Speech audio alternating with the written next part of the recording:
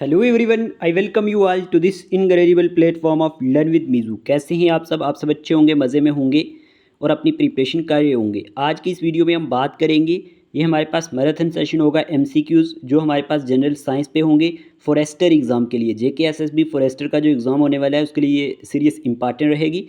Part first होगा। जेके P constable नायब तहसीलदार exam के लिए भी ये इंपॉर्टेंट रहेगा और जेके पीएसआई के लिए भी, लेकिन खास करके फॉरेस्टर एग्ज़ाम के लिए ये बहुत ही इंपॉर्टेंट सीरियस रहेगी। ओके, हम अपनी क्लास को स्टार्ट करते हैं। आपसे रिक्वेस्ट है कि अगर आप चैनल पे नए हैं तो चैनल को सब्सक्राइब कर देना, वीडियो अच्छी लगे अपने दोस्तों के साथ शेयर कर देना। जितना आप वीडियो को शेयर करोगे उतना ही हमारे लिए एक मोटिवेशन का बायस बनता है और फिर हम डेली लेक्चर्स लाते हैं। ठीक है, चलिए शुरू करते हैं। आज का पहला क्वेश्चन स्क्रीन पे देखें। ये जो क्वेश्चन होंगे ना, ये क्वेश्चन एग्जाम में पूछे जा चुके हैं, ये भी आपने याद रखना है। Which of the following disease is cause by protein deficiency, के कौन सी डिजीज़ जो है ये प्रोटीन की डेफिशिएंसी से होती है। यहाँ पे ये क्वेश्चन में पूछा गया है। एनीमिया, या फिर क्वेशरकर, या फिर हाइपोथायरॉयडिज्म, या फिर ऑल ऑफ दी अबव। इस क्वेश्चन का आंसर क्या होगा? तो इस क्वेश्चन का आंसर है हमारे पास यहाँ पे, प्यारे दोस्तों याद रखना है आपने, एक सेकंड। इस क्वेश्चन का आंसर है यहाँ पे ऑप्शन नंबर जो है B. Okay, option number B इसका करेक्ट आंसर है, ये आपने याद रखना है। देखें, ये जो हमारे पास क्वेश्चन होती है, ये क्वेश्चन पूछा जा चुका है। ये काज्ड होता है बाई प्रोटीन डेफिशिएंसी की वजह से। किसकी वजह से? प्रोटीन की डेफिशिएंसी की वजह से। ये आपने याद रखना है, इंपॉर्टेंट होगा। ओके, और this condition primarily affects children. और ये किसको अफेक्ट करती है जी? चिल्ड्रन को करती है जी। किसको करती है जी? चिल्ड्रन को करती है, इन डेवलपिंग कंट्रीज में।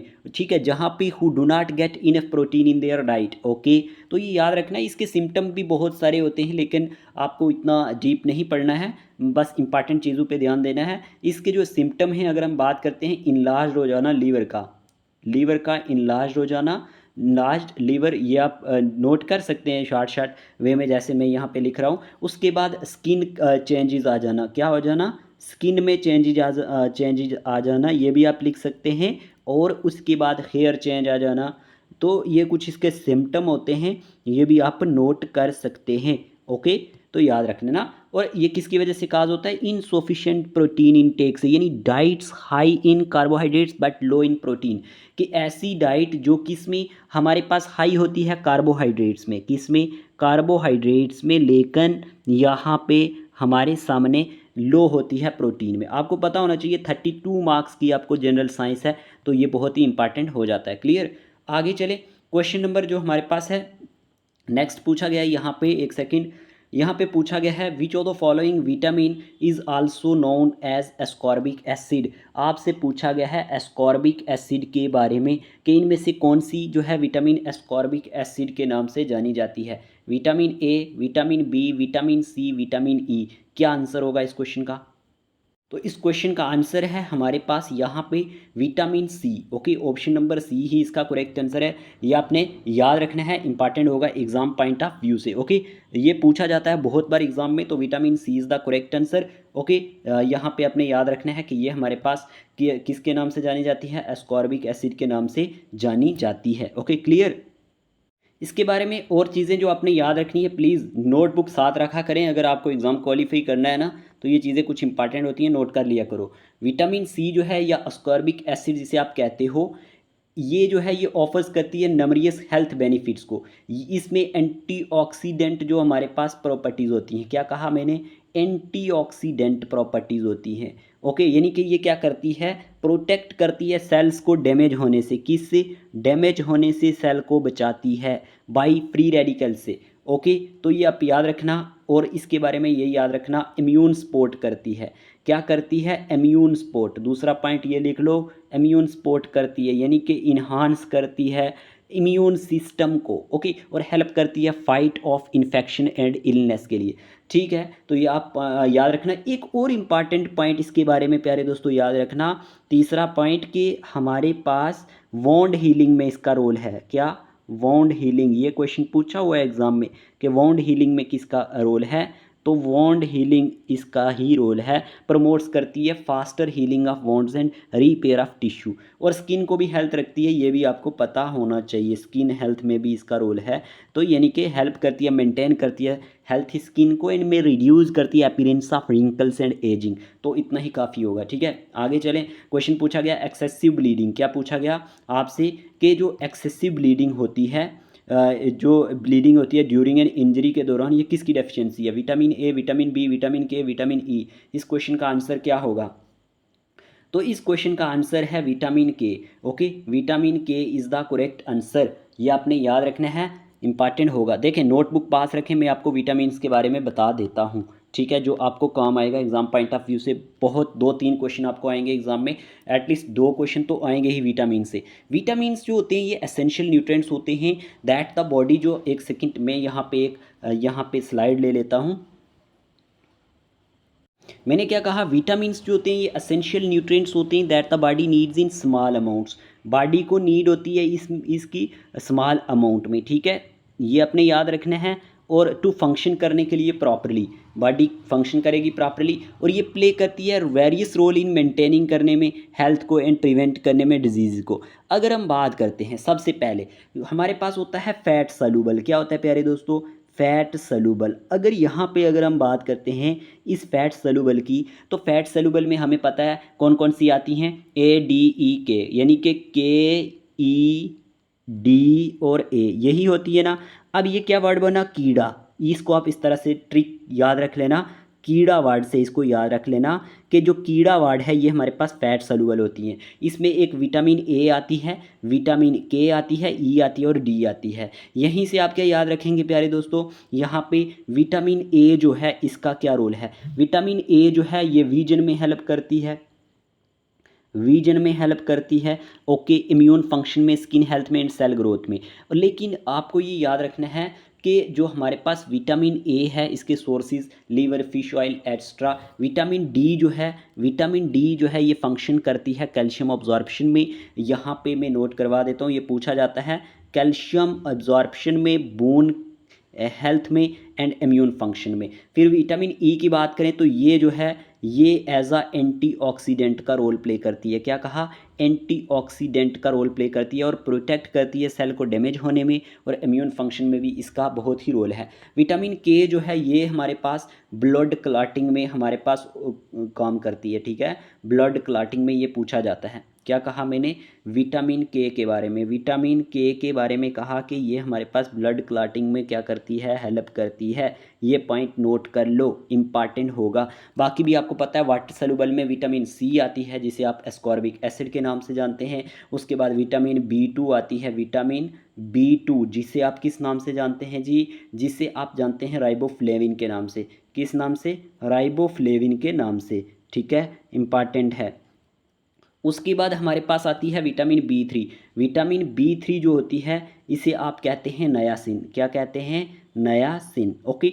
तो ये हमारे पास एनर्जी मेटाबॉलिज्म में, डीएनए रिपेयर में, स्किन हेल्थ में काम करती है। उसके बाद आती है हमारे पास विटामिन B5। कौन सी आती है? Vitamin B5। विटामिन B5 की बात करें जिसे आप पैंथोनिक एसिड के नाम से जानते हो। किस नाम से जानते हो? पैंथोनिक एसिड के नाम से। और उसके बाद विटामिन B6 आती है, उसे आप किस नाम से जानते हो? उसे आप पाइरिडोक्साइन के नाम से जानते हो, ठीक है, पाइरिडोक्साइन, ओके। ये आपने याद रखना है, इंपॉर्टेंट होगा, पाइरिडोक्साइन, ठीक है, DOXINE, ओके। उसके बाद आपने याद रखना है इंपॉर्टेंट हमारे पास vitamin B7, okay, vitamin B7 याद रख लेना। तो विटामिन B7 जो है ये हमारे पास बहुत ही इंपॉर्टेंट है, इसके बारे में याद रखना। ये पूछा जाता है, बायोटीन इसे कहा जाता है। क्या कहा जाता है? Biotin, okay. और ये मेटाबॉलिज्म ऑफ फैट्स में इसका काम है, कार्बोहाइड्रेट्स में। फिर विटामिन B9 आती है जिसे आप फोलेट के नाम से जानते हो। किस नाम से जानते हो? फोलेट के नाम से जानते हो। फिर विटामिन B12 है जिसे आप किस नाम से जानते हो? COBALAMIN, कोबैलामिन के नाम से जानते हो। तो ये हमारे पास विटामिन थी, आपने इसको याद रखना है। नेक्स्ट क्वेश्चन है हमारे पास यहाँ पे पूछा गया है सिस्टिक फाइब्रोसिस एंड हीमोफीलिया, ये किसकी एग्जांपल है? Hereditary disease, degenerative disease, deficiency disease, none of the above. तो इस क्वेश्चन का आंसर है hereditary disease, okay, hereditary disease is the correct answer. आगे चलते हैं। यहाँ पे पूछा गया है xerophthalmia caused due to the deficiency of, ये किसकी डेफिशिएंसी से होता है? Vitamin A, vitamin B, vitamin C, vitamin E. तो याद रखना इस क्वेश्चन का आंसर है vitamin A is the correct answer, okay. आगे चलते हैं, आगे क्वेश्चन पूछा गया है Who discovered the techniques of preparing vaccine from attenuated pathogen and in which year? Edward Jenner 1796, Louis Pasteur 1879, Robert Downey 1856, von Behring 1950। तो इस क्वेश्चन का आंसर है Louis Pasteur. Okay, Louis Pasteur 1879 is the correct answer. याद रख लेना कि हमारे पास Louis Pasteur discovered the techniques of preparing vaccine from attenuated pathogen. Okay, तो ईयर है 1879। आगे चले, the term vaccine was introduced by Edward Jenner, Robert Koch, Louis Pasteur, von Behring. तो इस क्वेश्चन का आंसर है एडवर्ड जेनर। ओके, याद रखना कि जो हमारे पास टर्म वैक्सीन है ये किसने इंट्रोड्यूस की थी, तो ये आप याद रख सकते हैं। फिर क्वेश्चन आपसे पूछा गया एमेक्सो जो हमारे पास एमोक्सिलियन या फिर डॉक्सिलाइन या फिर azithromycin and penicillin are example of, ये किसकी है? Bacteria, pathogens, antibiotics, vaccination. तो इस क्वेश्चन का आंसर है antibiotics. Antibiotics is the correct answer, याद रख लेना। ओके, चलिए आगे बात करते हैं। A disease against which vaccination is resorted only during epidemics is diarrhea, tuberculosis, AIDS, cholera। तो इस क्वेश्चन का आंसर है cholera. Cholera is the right answer, याद रख लेना। आगे क्वेश्चन पूछा गया है brass gets discoloured in air because of the presence of which of the following gases in airs? Oxygen, hydrogen sulphide, carbon dioxide, nitrogen. तो इस क्वेश्चन का आंसर है हाइड्रोजन सल्फाइड। क्या आंसर है? Hydrogen sulphide. हाइड्रोजन सल्फाइड के बारे में आप याद रख सकते हैं H2S। ओके, ये एक कलरलेस गैस होती है विद द करेक्टरिस्टिक्स अगर ही बात करते हैं of foul odour of rotten eggs, और it is naturally occurring compound होता है जो फाउंड पाया जाता है वेरियस इन्वायरमेंट्स में, इंक्लूडिंग आप कह सकते हैं स्वैम्प्स में। क्लियर प्यारे दोस्तों। उसके बाद हम बात करें सीवर्स में, वोल्केनिक गैसेज में। केमिकल फार्मूला H2S है, मॉलिक्यूलर वेट 34.08 है। ओके, अपीयरेंस कलरलेस गैस है, और याद रखना, ये आपने याद रखना है, इंपॉर्टेंट होगा। ओके, आगे चले। आगे क्वेश्चन पूछा गया आपसे which of the following is a non metal that remain liquid at room temperature? One of the most important question. Phosphorus, bromine, chlorine, helium. तो इस क्वेश्चन का आंसर है bromine. Okay, bromine is the correct answer, याद रख लेना, important है ये question, बहुत बार एग्जाम में आ चुका है। Bromine is the right answer, तो इसके बारे में ये आपने याद रख लेना है। BR से इसको आप डिनोट करते हो, और ये एक केमिकल एलिमेंट है जिसका एटॉमिक नंबर 35 है। ओके, क्या है? और it is a member of halogen group. ये किसका ग्रुप है? देखें, आपको दिया गया है ना 12th क्लास का फिजिक्स, केमिस्ट्री, बायो। तो ये एक हेलोजन ग्रुप है और नॉन जाना जाता है फॉर इट्स डिस्टिंक्टिव प्रॉपर्टीज़ के लिए और वेरियस एप्लीकेशंस के लिए। ठीक है, याद रख लेना। ये क्या रहता है? State at liquid at room temperature. The only non metal है ये। क्या कहा मैंने? The only non metal that liquid at room temperature. क्या कहा? That liquid at room temperature, non metal है। ओके, अपीयरेंस की बात करें तो रेडिश ब्राउन होता है इसका कलर। क्या कहा मैंने? रेडिश ब्राउन होता है। ओके, तो याद रखना। रिएक्टिविटी की बात करें तो ब्रोमीन इज हाईली रिएक्टिव होता है ये, और forms compound with many elements particularly metals and organic substances. तो ये आप याद रख सकते हैं, इंपॉर्टेंट होगा। ओके प्यारे दोस्तों, इतना आपने याद रखना है। ओके, अच्छे से मेहनत किया करें और अच्छे से, ताकि आपकी सिलेक्शन हो जाए और आप अपनी जिम्मेवारियों को अच्छे से घर की जो है वो इंजाम दे पाएँ। तो ये इंपॉर्टेंट हो जाता है कि अच्छे से आपको हार्ड वर्क करनी है। ठीक है, ताकि आपको ज़िंदगी में परेशानी ना आए, कोई मुश्किल ना आए। ओके, कंसिस्टेंट रहा करो, अच्छे से पढ़ाई किया करो। ठीक है ना, ये आपके लिए बहुत ही इम्पॉर्टेंट है, क्योंकि आपको पता होना चाहिए कि जो आपकी जो ड्रीम है ना, इन ड्रीम को हमेशा आपने क्या करना है, इन ड्रीम्स को हमेशा आपने बड़ा रखना है, बिग सोचना है, और हार्ड वर्क करनी है। Work hard. क्या कहा मैंने? हार्ड वर्क करो अच्छे से, और स्टे फोकस्ड रहो, अपनी गोल पे बिल्कुल फोकस्ड रहो। क्या कहा मैंने? बिल्कुल फोकस्ड रहो, और surround yourself with good people. और अपने इर्द गिर्द आपके साथ अच्छे लोग होने चाहिए जो आपको अच्छी एडवाइस दें, जो आपको एक अच्छा रास्ता बताएं, जिनसे आपको फ़ायदा हो, ना कि आप बैड पीपल के साथ रहेंगे। ठीक है, डिटर्मिनेशन होनी चाहिए। आपकी जो डिटर्मिनेशन और हार्ड वर्क है, यही आपको सक्सेस की तरफ ले जाती है प्यारे दोस्तों। क्या कहा मैंने? डिटर्मिनेशन। डिटर्मिनेशन का होना बहुत ज़रूरी है। ये बातें इसलिए साथ साथ बता रहा हूँ कि आप बोर ना हो। ठीक है ना, थोड़ा सा आपसे बातें हो जाती हैं, यही सोचा करो मैं आपसे बातें कर रहा हूँ। ये डिटर्मिनेशन का मतलब हो गया कि आपकी डिटर्मिनेशन और जो हार्ड वर्क है वो आपको सक्सेस की तरफ ले जाती है, और कोरेज होना चाहिए। ठीक है ना, courage does not mean you don't get afraid. Courage का मतलब होता है you don't let fear stop you. कोई भी चीज़ आपको रोक नहीं सकेगी, आपके पास ये होगा। और होप सबसे बड़ी चीज़ है, होप का होना। होप क्या है? Hope is the only thing जो है स्ट्रॉन्गर देन फियर। ये आपको याद होना चाहिए। पोटेंशियल होना चाहिए, आपके पास पावर होनी चाहिए, पोटेंशियल होनी चाहिए अचीव करने के लिए ग्रेट थिंग, है ना। पैशन होना चाहिए, आपका पैशन जो है वही रीज़न बनता है आपकी परसिस्टेंस का। बिलीव होना चाहिए, believe in yourself and all that you are capable of, जो भी आपको सोचेंगे वो आपको एक यकीन जो है आपका वो आपको अपनी मंजिल तक ले जाएगा। और ग्रोथ एवरी स्मॉल स्टेप जो है ना, छोटे छोटे स्टेप ही आपको ज़िंदगी में आगे बढ़ने में हेल्प करते हैं। Every small step forward in progress, keep moving forward. तो याद रखनी है जो बातें मैंने आपको बताई हैं ये आपको आपके गोल की तरफ ले जाएंगी, ठीक है ना। No matter how small is progress but stay focused, believe in yourself and keep striving for excellence. तो ये बातें कोई नहीं बताएगा, तो याद रखनी है। आगे चलते हैं। क्वेश्चन पूछा गया electric bulb filament is made up of, ये क्वेश्चन इजी क्वेश्चन है, कॉपर, एल्युमिनियम, लेड, टंगस्टन। तो इस क्वेश्चन का आंसर है option number D, tungsten is the correct answer. Okay, आगे चलते हैं। आगे क्वेश्चन पूछा गया which are the following used in pencil, pencil में किसका यूज़ होता है, ग्रेफाइट, सिलिकॉन, चारकोल, फास्फोरस। तो इस क्वेश्चन का आंसर है ऑप्शन नंबर ए, ग्रेफाइट। ओके, चलिए आगे क्वेश्चन पूछा गया washing soda is the common name for, washing soda किसका कॉमन नेम है, sodium carbonate, calcium bicarbonate, sodium bicarbonate, calcium carbonate. तो इस क्वेश्चन का आंसर है सोडियम कार्बोनेट।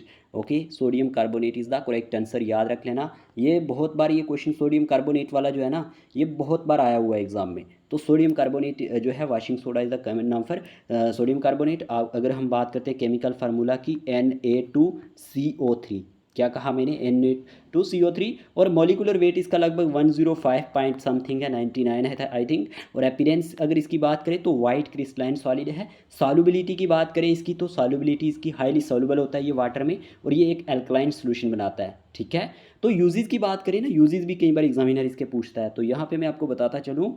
जो सोडियम हमारे पास बात करें कार्बोनेट की ग्लास प्रोडक्शन में इसका बहुत ही बड़ा रोल है, glass production. Okay, sodium carbonate is a key ingredient in the glass manufacturing, और ये हेल्प करता है lower the melting point of silica and stabilize the glass structure. उसके बाद केमिकल मैन्युफैक्चरिंग में भी इसका काम है, जैसे अगर हम बात करते हैं use in the production of various chemicals including sodium bicarbonate जिसे आप बेकिंग सोडा के नाम से जानते हो, सोडियम पेरकार्बोनेट जिसे जो यूज़ किया जाता है डिटर्जेंट्स में और साल्ट्स में। तो वाटर ट्रीटमेंट में भी इसका एक किस्म का रोल है, ठीक है। वाटर ट्रीटमेंट का मतलब ये हुआ हेल्प्स एडजस्ट करने में ये मदद करता है pH in water treatment. Okay, house hold में भी इसका यूज़ है। हाउस होल्ड यूजेस की बात करें प्यारे दोस्तों तो क्लीनिंग एजेंट का काम करता है, किसका काम करता है, क्लीनिंग एजेंट का काम करता है। लॉन्ड्री में इसका यूज़ होता है, पीएच एडजस्टर। तो याद रख लेना, इंपॉर्टेंट होगा। आगे चलते हैं।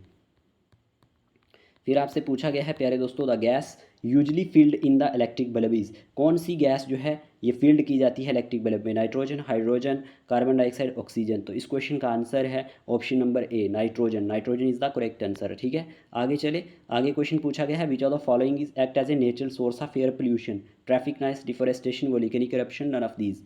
तो क्वेश्चन क्या पूछा गया है कि कौन सा इनमें से जो है एक्ट करता है natural source of air pollution का। तो इस क्वेश्चन का आंसर है वोल्केनिक इरप्शन। ओके, चलिए आगे चलते हैं।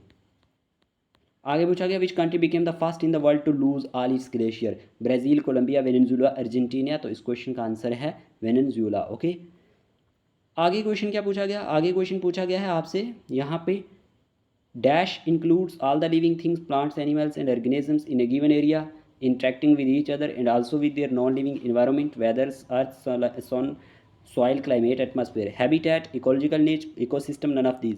तो इस क्वेश्चन का आंसर है इकोसिस्टम, ठीक है।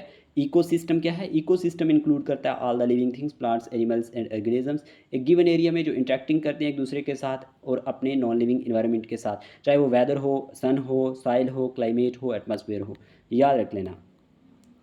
Which type of bacteria is known for its ability to convert atmospheric nitrogen into a form that plant can use? Pathogenic bacteria, cyanobacteria, rhizobium bacteria या फिर थर्मोजोफिलिक बैक्टीरिया। तो ये क्वेश्चन भी बहुत बार आ चुका है, तो rhizobium bacteria is the correct answer. Okay, rhizobium bacteria के बारे में आप याद रख सकते हैं, ये क्वेश्चन भी एग्जाम में बहुत बार आता है, ठीक है। रिहिजोबियम के बारे में याद रखना, ठीक है। रिहिजोबियम की बात करते हैं ना जब प्यारे दोस्तों, ये एक जिन्नस है बैक्टीरिया की, क्या है यहाँ पे समझा देता हूँ। मैंने कहा रिहिजोबियम क्या है, रिहिजोबियम प्यारे दोस्तों एक सेकंड, रिहिजोबियम की जब बात करते हैं एक्चुअल में ये हमारे पास जिन्नस है किसकी, बैक्टीरिया की, किसकी जिन्नस है, एक सेकंड, जिन्नस है बैक्टीरिया की, नोट कर लो साथ में। और यहाँ पे ये याद रखना है कि जो फॉर्म बनाता है एक सिम्बायोटिक रिलेशनशिप किसके साथ, लेगोमिनस प्लांट के साथ, ठीक है, किसके साथ, लेगोमिनस प्लांट के साथ। ओके, लेगोमिनस प्लांट, ये आप याद रख सकते हैं। सच एज, जैसे कि कौन कौन से प्लांट, पी की बात करते हैं, पी जिसे आप पैसम सेटिवम के नाम से जानते हैं, बोटेनिकल नेम है इसका पैसम सेटिवम। ओके, और यहाँ पे बीन्स भी आती हैं, फिर बीन्स फलियाँ, ठीक है। अल्फ़ा अल्फ़ा भी आपने सुना होगा, ग्रास का नाम है, ठीक है। तो याद रखना नाइट्रोजन फिक्सेशन में काम करता है। और रिजोबियम बैक्टीरिया ये रहता कहाँ है, नेड्यूल्स में। नेड्यूल्स जो होते हैं ना, किसके, nodules on the roots of leguminous plant, ठीक है। और इनकी एक यूनिक एबिलिटी होती है, ये कन्वर्ट कर देते हैं एटमॉस्फेरिक नाइट्रोजन को, N2 को किस में, अमोनिया में। अमोनिया का फार्मूला केमिकल क्या होता है, अमोनिया का फार्मूला होता है प्यारे दोस्तों NH3, ठीक है। A form of nitrogen that plant can use for the growth and development. तो इस तरह से आप इसको याद रख सकते हैं। ओके, आगे चलते हैं। फिर आपसे क्वेश्चन पूछा गया है, एक सेकेंड। क्वेश्चन पूछा गया what is the unit of measuring intensity of light, की इंटेंसिटी ऑफ लाइट को मेजर करने के लिए क्या यूनिट है। कैंडिला है, लाइट ईयर है, मीटर है, मोल है। इस क्वेश्चन का आंसर है candela. Candela is the correct answer. Okay, आगे चलें। आगे क्वेश्चन क्या पूछा गया, what is the standard unit of measurement of force. आपसे पूछा गया है standard unit of measurement of force क्या है। न्यूटन है, जूल है, मीटर है, न्यूटन मीटर है। तो इस क्वेश्चन का आंसर है न्यूटन, जिसे आप सिंबल एन है इसका, ठीक है। ये आपने नोट करना है। और आपको और भी याद रखने हैं डिस्टेंस, जैसे यहाँ पे आपको एक चीज़ और भी याद रखनी है प्यारे दोस्तों। डिस्टेंस पे जाने से पहले आपको ये पता होना चाहिए कि हमारे पास स्केलर क्वांटिटी होती हैं और वेक्टर क्वांटिटी होती हैं। क्या कहा, स्केलर और एक तरफ हमारे पास vector.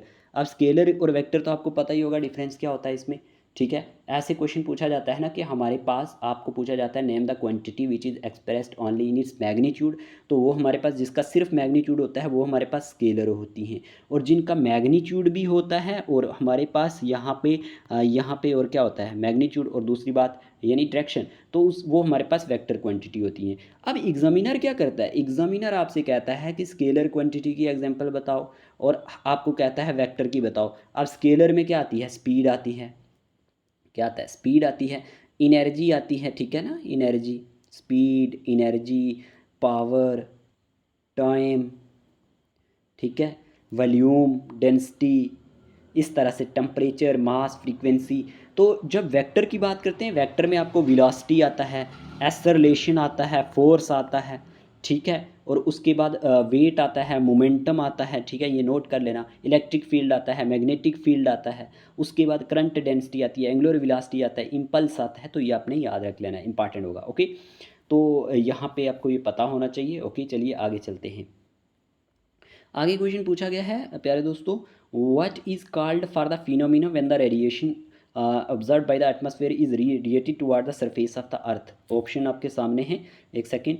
Smog, Newton effect, Darwin effect, green house effect. तो इस क्वेश्चन का आंसर है green house effect. Green house effect के बारे में भी आपको पता होना चाहिए कि ग्रीन हाउस इफेक्ट क्या होता है। तो ग्रीन हाउस इफेक्ट के बारे में आपको ये पता होना चाहिए कि ग्रीन हाउस एक स्ट्रक्चर होता है एक्चुअल में जो प्राइमरी यूज किया जाता है फॉर कल्टिवेटिंग प्लांट्स। मैं ग्रीन हाउस की बात कर रहा हूँ, अभी ग्रीन हाउस इफेक्ट की बात नहीं कर रहा, इफेक्ट की भी बात बताऊँगा। ग्रीन हाउस क्या होता है मैं ये बात कर रहा हूँ, green house. Green house, green house होता है प्यारे दोस्तों एक स्ट्रक्चर जो प्राइमरी यूज़ किया जाता है for cultivating plants that require controlled environmental conditions for optimal growth. लेकिन जो हमारे पास ग्रीन हाउस इफेक्ट है उसके बारे में अगर आपसे पूछा जाए कि ये क्या होता है, तो इसके बारे में आप क्या बताओगे।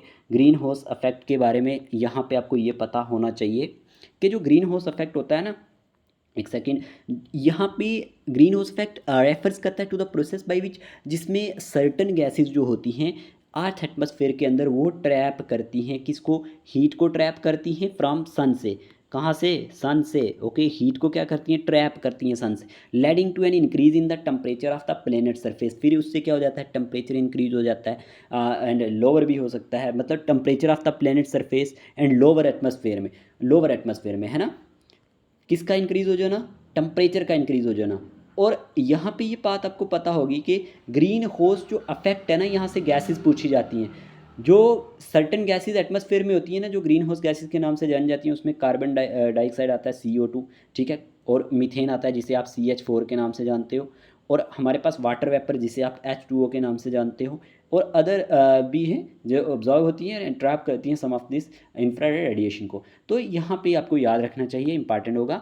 और ह्यूमन एक्टिविटीज़ जैसे बर्निंग ऑफ फॉसिल फ्यूल की बात करें, इसकी वजह से रिलीज़ होता है कार्बन डाइऑक्साइड। डिफोरेस्टेशन की बात करें जो रिड्यूस करता है प्लेनेट की कैपेसिटी को करने के लिए, which reduce planet capacity to observe CO2। तो यहाँ से ये आपको पता होना चाहिए क्लाइमेट चेंज होना, अफेक्ट क्या होता है, इन्हांस ग्रीन हाउस इफेक्ट का, क्लाइमेट चेंज होना, सी लेवल का राइज होना, इकोसिस्टम पे इम्पैक्ट पड़ता है, ह्यूमन हेल्थ पे इम्पैक्ट पड़ता है, तो ये चीज़ें आपको याद होनी चाहिए। फिर क्वेश्चन पूछा गया the path length travelled by a body in a given time interval is known as distance, velocity, acceleration, momentum. तो इस क्वेश्चन का आंसर क्या है? इस क्वेश्चन का आंसर है distance. Distance is the correct answer. The path length travelled by a body in a given time is known as distance. Okay, आगे चलें। आगे क्वेश्चन पूछा गया है आपसे, एक सेकेंड। क्वेश्चन पूछा गया है the theme for the world अजून डे 2023 इज, इसका थीम क्या है? 2023 का वर्ल्ड अजून डे का थीम क्या है? Montreal protocol fixing the ozone layer and reducing climate change, Montreal protocol fixing the ozone layer and reducing climate behaviour, both and B none of these. इस question का answer है Montreal protocol fixing the ozone layer and reducing climate change. ठीक है, आगे चले। आगे है हमारे पास यहाँ पे dash is the study of organisms and how they interact with the environment around them, biodiversity, ecology, food web, none of these. तो ये पूछा गया है कि स्टडी ऑफ ऑर्गेनिजम्स कैसे वो आपस में इंटरेक्ट करते हैं एनवायरनमेंट के साथ अराउंड देम। तो इस क्वेश्चन का आंसर है प्यारे दोस्तों इकोलॉजी। क्या है? इकोलॉजी। ओके, आगे चलें। आगे क्वेश्चन पूछा गया who coined the term vaccine, तो यहाँ पे एडवर्ड जेनर ने की थी, ये मैंने ऑलरेडी आपको क्वेश्चन पढ़ा दिया।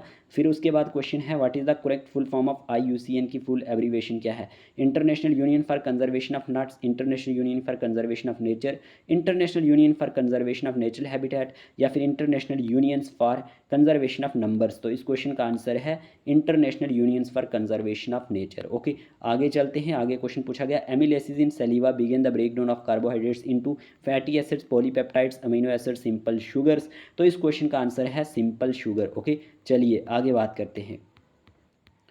विच of the following has the highest calorific value, आपसे पूछा गया है इसमें से किसकी हाईएस्ट कैलोरीफिक वैल्यू होगी? Carbohydrates, fats, proteins, vitamins. तो इस क्वेश्चन का आंसर है फैट्स। ओके, चलिए। फिर हमारे पास क्वेश्चन पूछा गया which of the following metal is a constituent of vitamin B12, iron, magnesium, zinc, cobalt. तो इस क्वेश्चन का आंसर है vitamin B12 is also called as cyanocobalamin. Cobalt contains cobalt metal. तो आप ये याद रख सकते हैं, ये क्वेश्चन भी बहुत बार एग्जाम में आ चुका है। ठीक है, आगे चले। आगे क्वेश्चन पूछा गया है आपसे यहाँ पे, एक सेकंड।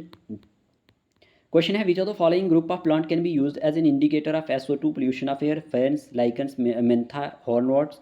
तो इस क्वेश्चन का आंसर है लाइकन। लाइकन्स जो होते हैं ना, लाइकन की बात करें, ये ग्रुप ऑफ प्लांट होते हैं जो यूज किए जाते हैं indicator of SO2 pollution of air. Lichens के बारे में आपको पता होना चाहिए प्यारे दोस्तों, लाइकन्स क्या होता है। ठीक है, लाइकन क्या होता है? लाइकन की जब बात करते हैं हम, तो लाइकन हमारे पास आपने बॉटनी में पढ़ा होगा, जिनकी बॉटनी होगी, कि ये एक यूनिक ऑर्गेनिजम्स होते हैं जो अराइज होते हैं एक सिम्बायोटिक रिलेशनशिप के साथ। किसके बीच में? फंजाई और हमारे पास एल्गी के बीच में, जो सिम्बायोटिक जो हमारे पास एसोसिएशन होता है, या फिर साइनोबैक्टीरिया के बीच में। तो यहाँ पे ये आपने याद रखना है, यहाँ पे फंगल पार्टनर जो होते हैं उसको हम माइकोबायंट कहते हैं, और फोटोसिंथेटिक पार्टनर को हम फोटोबायंट कहते हैं। ठीक है, ये आपने याद रख लेना, इंपॉर्टेंट होगा। आगे चले। आगे क्वेश्चन पूछा गया है the king of metal is, king of metal कौन सा है? Gold, silver, iron, aluminium. तो इस क्वेश्चन का आंसर है गोल्ड। गोल्ड को कहा जाता है क्या? King of metals. Okay, king of metals gold को कहा जाता है। आगे चले। आगे क्वेश्चन पूछा गया Kyoto protocol is an international treaty that commit state parties to reduction poverty, green house gas emission, nuclear armaments, agriculture subsidy. तो इस क्वेश्चन का आंसर है green house gases emission is the right answer. आगे question पूछा गया which chemical was an important symbol in our freedom struggle. तो CDS 2013 में भी ये क्वेश्चन आया है। Glucose, fertilizers, medicine, sodium chloride. तो इस क्वेश्चन का आंसर क्या है? आपको पता होना चाहिए, sodium chloride is the correct answer. ठीक है, फिर क्वेश्चन क्या पूछा गया आपसे? Which of the following is the method of heat transfer. अब convection, evaporation, revolution, thermal expansion, ये बहुत इंपॉर्टेंट क्वेश्चन है कि मेथड ऑफ आपको पूछा गया है heat transfer, method of heat transfer के आपसे मेथड पूछे गए हैं। तो बताएं इस क्वेश्चन का आंसर क्या होगा? इस क्वेश्चन का आंसर है हमारे पास convection. Convection is the method of heat transfer. देखें, हीट ट्रांसफ़र का मतलब क्या हुआ? हीट ट्रांसफ़र प्यारे दोस्तों refers to the movement of thermal energy from one substance, यहाँ पे समझना, फ्रॉम वन सब्सटेंस और system to another due to temperature difference. किसकी वजह से? टेम्परेचर डिफरेंस की वजह से। अब इसमें जो है ये हमारे पास आपको पता होना चाहिए कि कंडक्शन भी होता है, कंडक्शन जिसे आप कहते हो।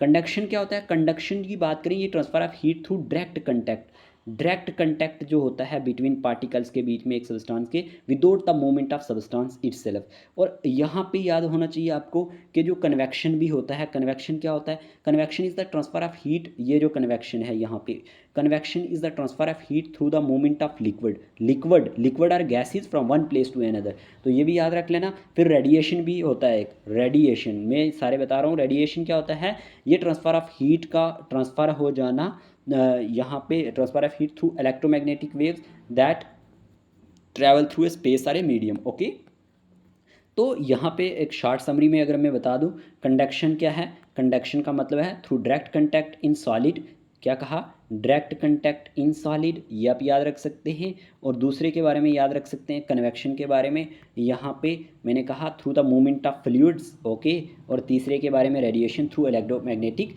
वेव्स। तो ये आप तीनों के तीनों याद रखोगे। आगे क्वेश्चन है, when a ray of light enters from one medium to another then which of the following does not change, frequency, wavelength, speed, amplitude. तो इस क्वेश्चन का आंसर है फ्रीक्वेंसी। ठीक है, frequency is the correct answer. फिर question पूछा गया, what is the rate of flow of electric charge called, electric potential, electric conductance, electric current, none of these. तो इस क्वेश्चन का आंसर है इलेक्ट्रिक करंट। ओके, चलिए आगे क्वेश्चन है हमारे पास, the process of taking in carbon dioxide and release oxygen by the plant take place in the process of osmosis, transpiration, respiration, photosynthesis. तो इस क्वेश्चन का आंसर है फोटोसिंथेसिस। ओके, याद रखना फोटोसिंथेसिस के बारे में तो आपको पता ही होगा ना।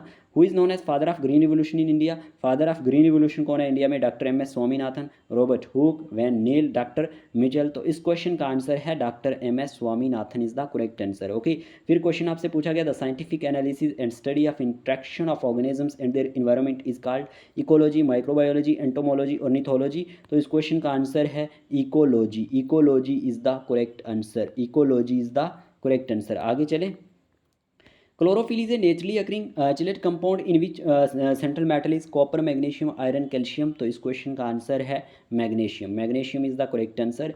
फिर आपसे क्वेश्चन पूछा गया है, which of the following metal forms an amalgam with other metals, tin, mercury, lead, zinc. तो इस क्वेश्चन का आंसर है मरकरी, Hg जिसे आप कहते हो मरकरी। ठीक है, मरकरी। आगे चलें, ये क्वेश्चन भी इंपॉर्टेंट था। फिर क्वेश्चन है, ब्रोमीन क्या है, ब्रोमीन एक हमारे पास ब्लैक सॉलिड है, रेड लिक्विड है, कलरलेस गैस है, हाईली इन्फ्लेमेबल गैस है। तो इस क्वेश्चन का आंसर है ये एक रेड लिक्विड है।